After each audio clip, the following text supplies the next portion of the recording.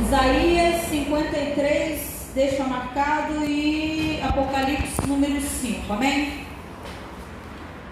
Apocalipse 5. Isso. Antes de começarmos a ler, eu glorifico a Deus pela vida que a Débora veio. Vamos bater palma para a Débora? Que ela veio para o culto? Ela tinha hoje o quê? Congresso. Chamado para um congresso das mensageiras. Mas Débora, eu não queria te dizer isso, não, eu vou dizer. Quando tem culto na sua igreja, não é legal você ir para outra igreja.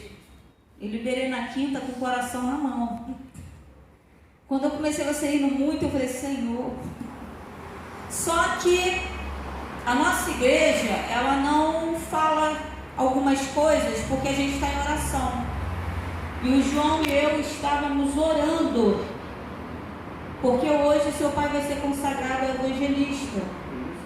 Mas não poderíamos falar isso para você. Agora imagina a tristeza do teu pai você não estando aqui. A gente ora até o dia, porque já teve pessoas de não aparecer no dia. Então a gente fala assim, eu confirma. Entendeu? Então não podíamos lhe falar, porque estávamos orando para Deus confirmar. E ele não ia ter ninguém da família dele, entendeu? E aí Deus veio, por incrível que pareça, eu não lembrava do culto jovem. Aí eu falo, Senhor, como é que vai ser isso? Vai ungir ele, ela não vai estar aqui. Aí deu na hora. Tu viu o que eu falei dali? O culto jovem, foi a hora que ele falou, culto jovem. E aí deixamos você decidir. E o Espírito Santo é que veio falando com você. Não foi eu, não foi o teu pastor, foi o próprio Deus, está entendendo? Porque para ele é importante a tua presença aqui, né?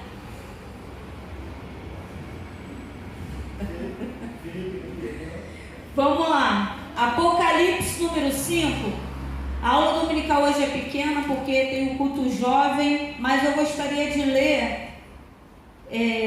Hoje é a aula sobre Apocalipse número 4, amém? A impressora, não conseguimos ainda consertar a impressora, mas tudo isso está lá, eu vou digitar, né? Porque aqui ainda está no meu rascunho. Vou digitar todinho e trazer para vocês estarem estudando. E depois que vocês estudarem, eu vou fazer um questionário para nós estarmos fazendo aqui, né, Débora? Valendo bombom, valendo docinho, para ver como é que a gente anda. Amém? Vamos ler Apocalipse número 5 para entender o negócio. E vi na destra do que estava sentado sobre o trono. O que é destra? A mão, eu sumi canhota, a mão direita. E vi na mão direita do que estava sentado sobre o trono um livro escrito por dentro e por fora, selado com 7 selos. Como eu falei na aula anterior, não é um livro assim, igual esse. É um pergaminho, era uma folha, um rolo, né? E era enroladinho, eles se enrolavam. Os livros eram assim, ó, eram rolinhos. Nesse rolinho era comum botar um selo, né? E onde era derramado um negocinho assim, aí botava o anel, o selo da pessoa. Nesse rolinho tinha 7, 1, 2, 3, 4, 5, 6, 7 selos. Ou seja, nesse livro que está escrito por dentro e por fora. Era como escrever só por dentro. Mas esse livro de Apocalipse estava escrito lá de dentro e também do lado de fora. E tinha os 7 selos, né? E conforme cada selo desse era rompido, algo acontecia.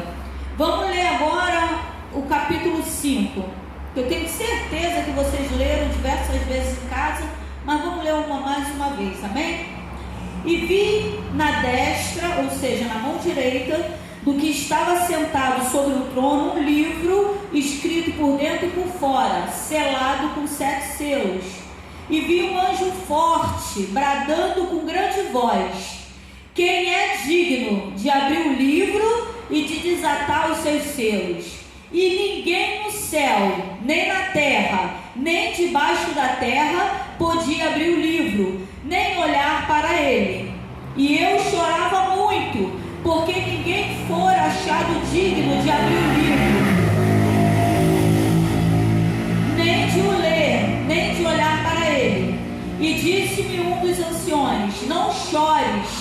eis aqui o leão da tribo de Judá, a raiz de Davi, que venceu para abrir o livro e desatar os seus 7 selos. E olhei, e eis que estava no meio do trono e dos 4 animais viventes, e entre os anciões um cordeiro, como havendo sido morto, e tinha 7 pontas e 7 olhos, que são os 7 Espíritos de Deus, enviados a toda a terra. E veio e tomou o livro da destra do que estava sentado no trono. E havendo tomado o livro, os 4 animais e os 24 anciões prostraram-se diante do cordeiro, tendo todos eles harpas e salvas de ouro, cheias de incenso, que são as orações dos santos, e cantavam um novo cântico, ou seja, uma música nova, dizendo: digno és de tomar o livro e de abrir o seu selo, porque foste morto, e com o teu sangue compraste para Deus homens de toda tribo, e língua, e povo, e nação. E para o nosso Deus os fizeste reis e sacerdotes, e eles reinarão sobre a terra.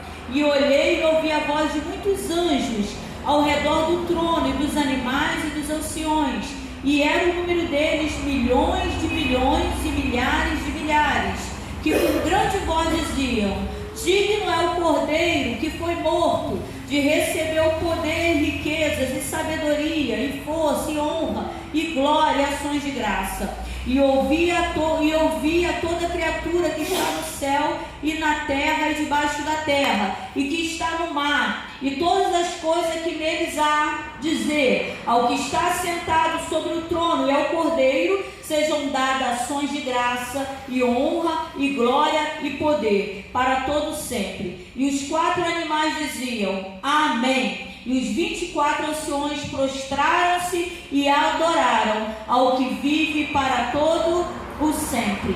Amém? Amém.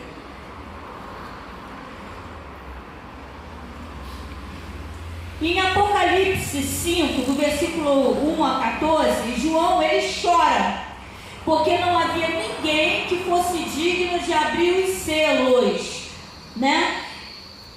Agora vamos voltar lá no Apocalipse, capítulo 5, ainda no versículo 5 também, onde está escrito assim: disse-me um dos anciões: não chore, eis aqui o leão da tribo de Judá, raiz de Davi, que venceu para abrir o livro e desatar os selos. No versículo 6 está assim: e olhei, e eis que estava no meio do trono e dos 4 animais viventes, e entre os anciões, preste atenção nisso, um cordeiro, como havendo sido morto. Ou seja, está falando que tem um que é digno de abrir o selo, né? Mas quando João vê, o João está, o tempo todo João está buscando ilustrações para descrever o que ele está vendo. Muita coisa ele não está compreendendo. Então ele está descrevendo em coisas da época, né? Do que ele conhece, para poder descrever, para que nós entendamos. Então o que ele está vendo? Ele está vendo uma ovelha, né? Que é um cordeiro. O que é um cordeiro? Uma ovelhinha, um filhotinho, né? Sem mancha, sem mácula. Mas olha o que ele vê: como havendo sido morto. Ou seja, como se tivesse todo ensanguentado, né? Então ele não está vendo Jesus de coroa, no cavalo branco, vencedor. Ele está vendo um cordeiro ferido, como se fosse um derrotado. O que essa visão nos remete? Que o que ele está vendo, que através da morte desse cordeiro que ressuscitou, por isso que ele venceu, ele é vencedor porque ele venceu a morte, né? Que ele é digno de abrir os selos. Houve um silêncio no céu e ninguém falou. Então a gente não pode pular esse versículo e prestar atenção. Houve um silêncio no céu, como se não houvesse ninguém digno. Então João começa a chorar. Eu vejo nesse silêncio aqui Deus falando algo que está lá em Êxodo, nos 10 mandamentos, né? Os 10 mandamentos eles se tornam confusos, porque quando Jesus resume ele em 2 para simplificar, porque o nosso Deus é sábio, sabe, algumas pessoas, né, começam a distorcer. Mas o primeiro mandamento é amar a Deus sobre todas as coisas, né? Não fazer, aí vem o segundo, terceiro, quarto. Não fazer imagem de escultura sobre o que está nos céus, na terra, nem embaixo da terra. Não se prostrar e não adorá-las. E Deus ainda fala, porque eu, Senhor, sou Deus zeloso. E a minha ira, olha o que Deus está falando. Se fizer isso, você vai atrair a minha ira, né? E nós vemos aqui onde fala que não se achou ninguém que pudesse abrir o livro, nem no céu, nem na terra, tal. Ou seja, aqui nessa passagem deixa bem claro que só através do sangue de Jesus nós vamos vencer a segunda morte, né? A primeira morte, todos nós vamos passar por ela. Já foi explicado aqui, todos nós morreremos um dia, né? Mas despertaremos para o juízo. Ao ser despertado, vai vir a segunda morte, para aqueles que não aceitaram que Ele é o único, né? Então não podemos, isso aqui está deixando bem claro, a pessoa não ouve porque não quer, né?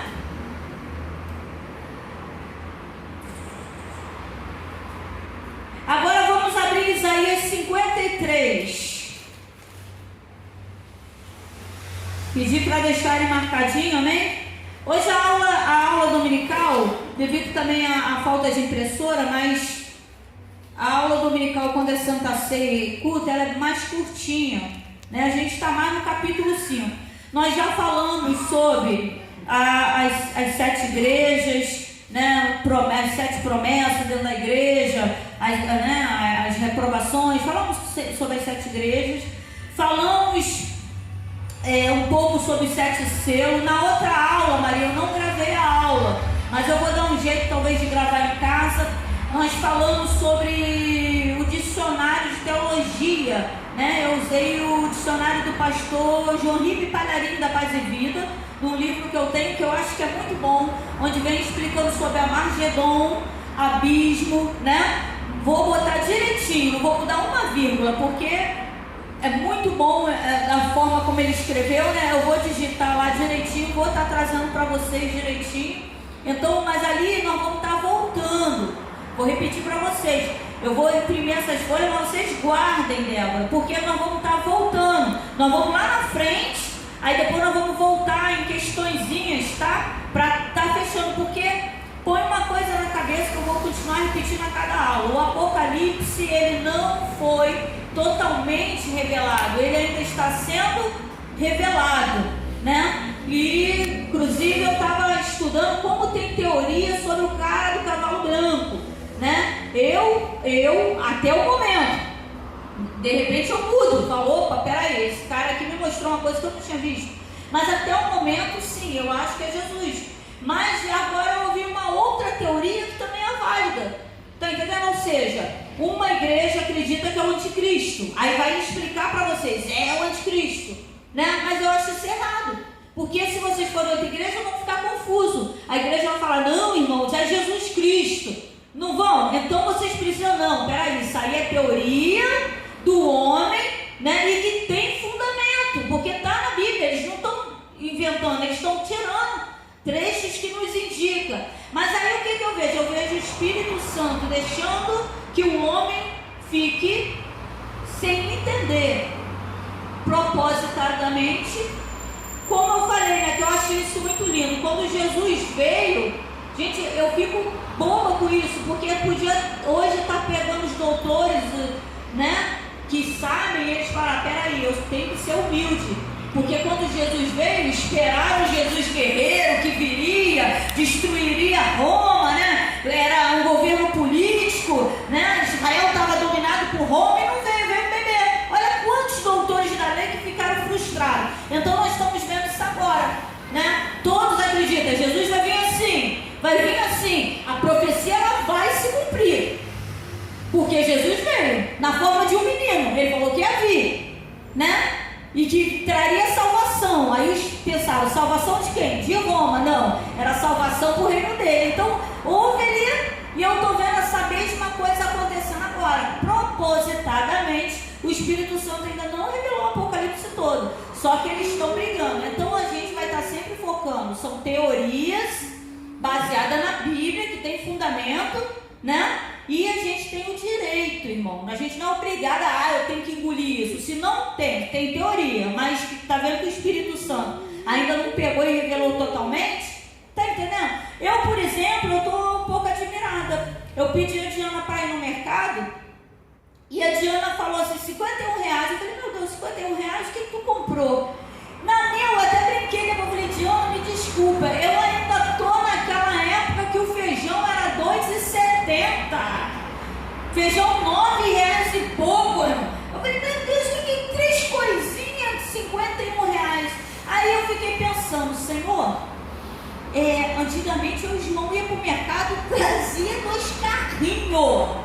O povo corria da gente, seu Valdir, um carrinho só de caixa de leite, o outro carrinho lotado, e ainda íamos no mercado. Agora não, a gente vai e traz sacolinha. Aí eu falei, será que nós já não estamos? Porque na verdade, para e pensa, a fome mesmo, ela ainda, a gente ainda vê muita gente jogando comida fora, tá? É mal distribuída. Enquanto um tem pouco, outro tem muito. O João trabalhou na peixaria, né, amor? Que olha que coisa de maluco. Era o quê? Um atum? Era atum? Aquele peixe? Atum é um dos peixes mais caros. Era atum, né? Era um dos peixes caros. Olha que coisa de maluco. Ele tinha, a peixaria mandava peixe para a Barra da Tijuca, para os restaurantes. Só que o peixe não vem com aquelas pontinhas. Ele corta, tem que ficar um quadradinho assim, perfeito para o rico comer. E eu vou falar uma coisa para vocês que chega dói. As pontinhas, lá onde ele trabalhava, eram colocadas em sacos, né, amor? Enorme. E colocado no lixo.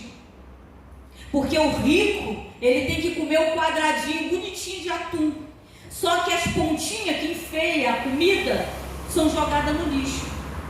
E ele, como funcionário, não podia trazer não. Às vezes o dono liberava, mas, cara, eu falo para eles, o ruim é que eu tenho... O ruim não, pai, me perdoa, que isso é um dom de Deus. Eu tenho discernimento do Espírito. Um dia eu falei para ele, estão te comprando.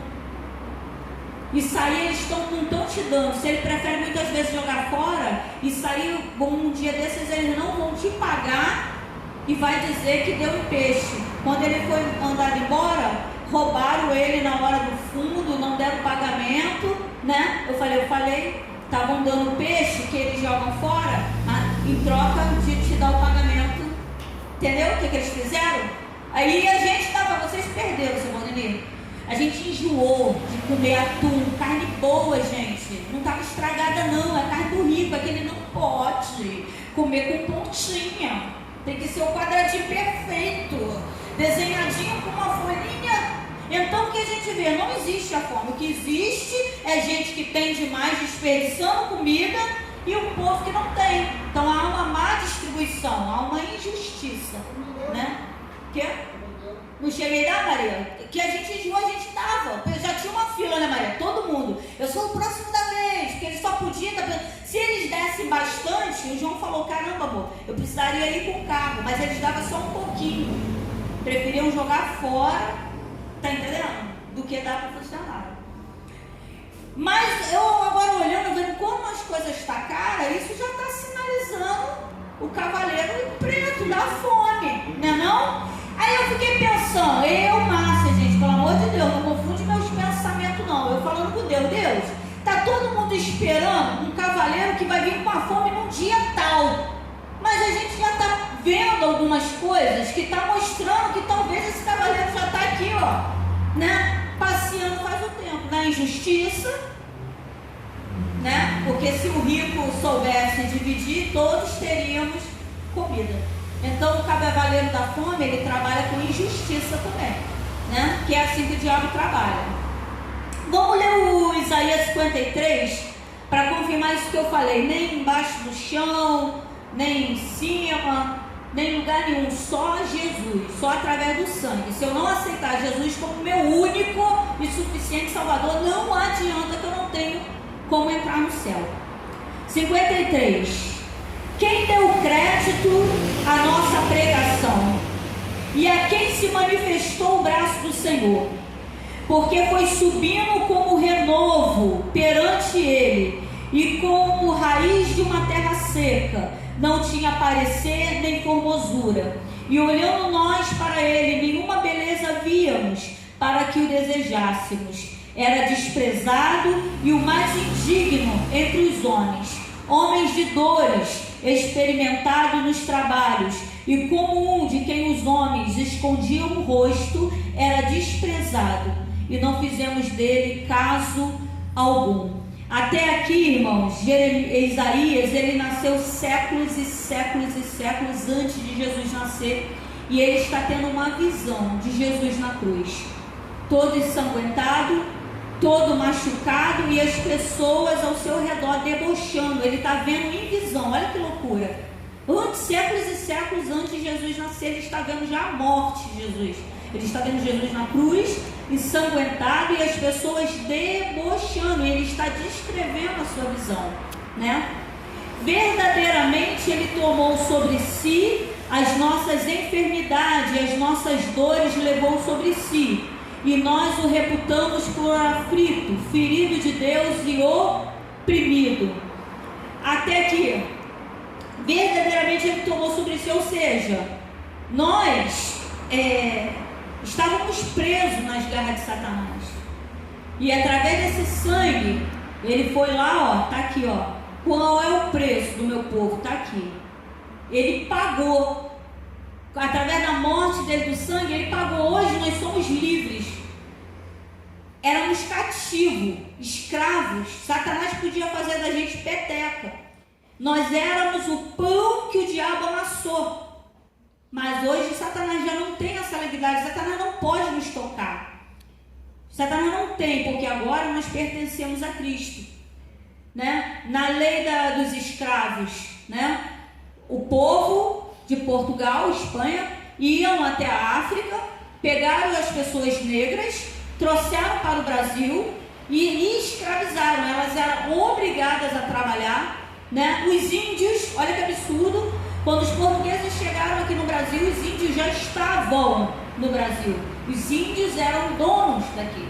Aí, por serem mais fracos, os portugueses os aprisionaram, né, e obrigaram. Então era isso que Satanás tinha o poder de fazer, de nos aprisionar, de nos obrigar, de nos oprimir, né? Mas veio a lei, a relaxar, e hoje as pessoas negras são livres, como eu e você, reconhecidas como seres humanos. E é isso que Satanás quer, nos fazer de peteca, né? Nos escravizar. Aí veio o sangue de Cristo. E através desse sangue nós somos livres. É como a lei áurea. Todos nós somos livres. Amém? E ele levou sobre si as nossas enfermidades. Ou seja, se Satanás tinha o direito de nos tocar, tinha o direito de nos deixar tortos, nos deixar doentes, né? Hoje ficamos doentes porque degeneração desse corpo corrupto, né? Mas não mais. Satanás não tem mais esse poder, né? Porque ele levou sobre si as nossas enfermidades, nossos pecados, somos livres. E nós o tomamos por aflito, porque olhamos para a cruz e vemos um cara, que está sendo levado, está sendo cativo, está sendo preso. Mas Jesus, o que ele fala? Quando os soldados vêm pegar Jesus, os soldados vêm pegar, olha que coisa linda, Jesus fala assim: a quem procurais? Eles caem. Aí Jesus fala: a quem procurais? Eles... E Jesus deixa claro: eu estou dando a minha vida, não é vocês que estão me matando. É diferente o ladrão botar arma, pá. Não, eu estou dando a minha vida para ser morto. Isso é claro na Bíblia, Jesus já falou: eu que estou dando a minha vida. Então ninguém levou ele preso, ele não estava cativo, ele era livre.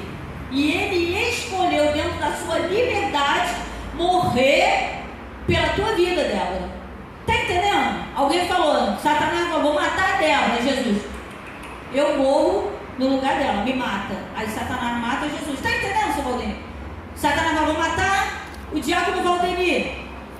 Evangelista, daqui a algumas horas, evangelista Valdemir. Aí Jesus: me leva e me mata. Aí nós olhamos e falamos, tadinho de Jesus. Não. Ele está dando a vida porque ele precisava vencer a morte para que nós venhamos a ressuscitar. Que nem isso tínhamos mais direito. Amém? Agora nós vamos morrer e vamos ressuscitar. Versículo 53, versículo 5. Mas ele foi ferido pelas nossas transgressões, ou seja, ele foi ferido por causa dos nossos pecados, e moído pelas nossas iniquidades e justiça. O castigo que nos traz a paz estava sobre ele, ou seja, ele recebeu o castigo. E pelas suas pisaduras, pisadura é ferida, nós fomos sarados. Todos nós andávamos desgarrados como ovelhas, cada um se desviava pelo seu caminho, mas o Senhor fez cair sobre ele a iniquidade de nós todos. Foi o que eu expliquei aqui. Ele foi oprimido, mas não abriu a boca. Como um cordeiro foi levado ao matadouro, e como a ovelha muda perante os seus tosqueadores, ele não abriu a boca. Ele passou por tudo isso sem murmurar, sem reclamar e sem voltar atrás. Da opressão e do juízo foi tirado. E quem contará o tempo da sua vida? Porquanto foi cortado da terra dos viventes, pela transgressão do meu povo, ele foi atingido. E puseram a sua sepultura com os ímpios e com o rico na sua morte. Porquanto nunca fez injustiça, nem houve engano na sua boca. Aqui, nesse versículo, deixa claro que Jesus nunca pecou. Morreu sem pecado nenhum. Gente, não tem como eu adorar a Débora. Tu é muito linda, Débora, mas não tem como eu te adorar como Santa Débora. Não tem como eu adorar a Maria. Maria, tu tá gatíssima com essa roupa. Aliás, é o contrário, né, Maria? Não é a roupa, não é você que tá bonita com a roupa, é a roupa que caiu bem em você, entendeu? Tu valorizou a roupa. Sentiu a diferença? Tudo te cai bem, mas eu não posso te adorar. Ah, mas tu tem o dom da cura. Eu não posso. Por quê? Porque nós temos pecado. Aqui nesse versículo está, ele nunca fez injustiça, nem houve engano na sua boca. O cordeiro mudo, santo, perfeito. Todavia o Senhor agradou o moê-lo, essa parte que me doía. Deus ficou feliz em matar Jesus, em permitir sua morte. Deus ficou feliz? Eu não entendia isso. Ele ficou feliz porque ele nos amava. E se ele mesmo, porque Jesus é ele mesmo, não morresse, não poderia nos salvar. Então ele ficou feliz com a morte de Jesus, porque através da sua morte nós fomos salvos. Fazendo-o enfermar quando a sua alma se puser na expiação do pecado, ou seja, para expiação, para pagar o pecado. Verá a sua posteridade, prolongará os dias, e o bom prazer do Senhor prosperará na sua mão. O trabalho da sua alma ele verá, e ficará satisfeito com o seu conhecimento. O meu servo justo justificará a muitos, porque as iniquidades dele levará sobre si. Pelo que lhe darei a parte de muitos, e com os poderosos repartirá ele o despojo. Porquanto derramou a sua alma na morte, e foi contado com os transgressores, mas ele levou sobre si o pecado de muitos, e pelos transgressores intercedeu. Aqui Deus está falando que tudo isso que Jesus passou não foi em vão. O que se planta se colhe. O que ele plantou, nós, a humanidade, que o aceitaram como único e suficiente Salvador, colheremos. Amém? Só para fechar aqui, Isaías 43, poucos versículos.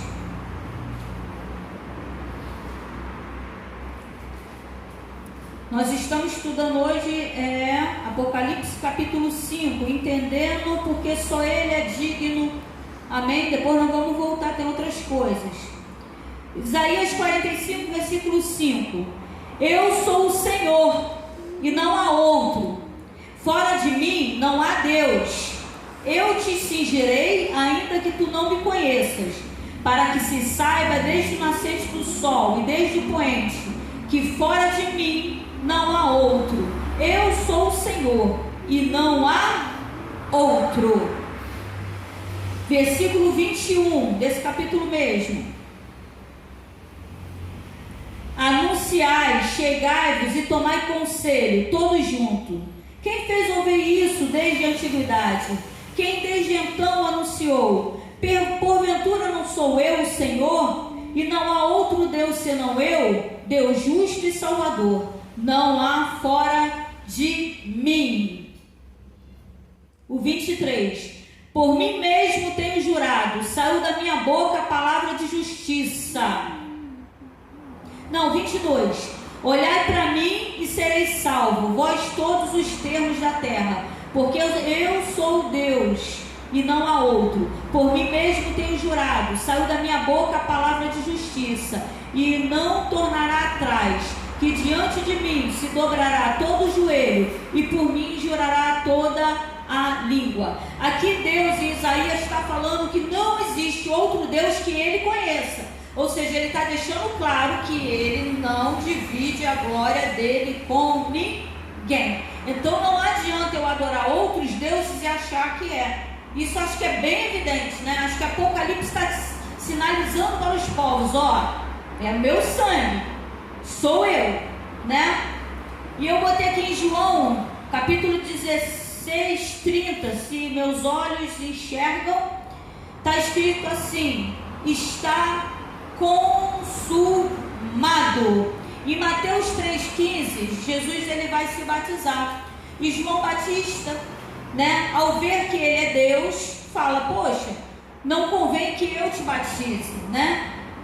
Por que João Batista está falando isso? João Batista está sinalizando, poxa, o batismo é arrependimento de pecado. Eu vou batizar Deus? Deus não tem pecado, né? Aí Jesus fala, é necessário que se cumpra toda a justiça. Ou seja, Jesus veio mostrar o que precisávamos fazer para, né, todo o processo para aos poucos ir alcançando a salvação. E no final da sua vida, quando ele morre, antes dele entregar, ele fala assim, está consumado. Ou seja, o que eu vim fazer está feito. Eu vim comprar com o meu sangue a salvação do meu povo. Ou seja, através agora da minha morte, eu resgatei o meu povo. E em Apocalipse 5 ainda fala que através do seu sangue nós fomos feitos reis e sacerdotes do Senhor para julgar as nações. Amém? Amém. Alguém quer perguntar alguma coisa? Não quer perguntar porque não tem dúvida ou porque não prestaram atenção na aula? Isso assim me assusta. Entendeu, Marina? Se em casa vier alguma dúvida, vocês escrevam, amém? Pra gente estar. Mas depois eu vou fazer uns questionáriozinhos, aí isso faz a gente forçar, pô, não tinha entendido isso, né? Porque através de uma pergunta, aí a gente percebe, pô, agora tá encaixando, né? Amém? Pastor João, não.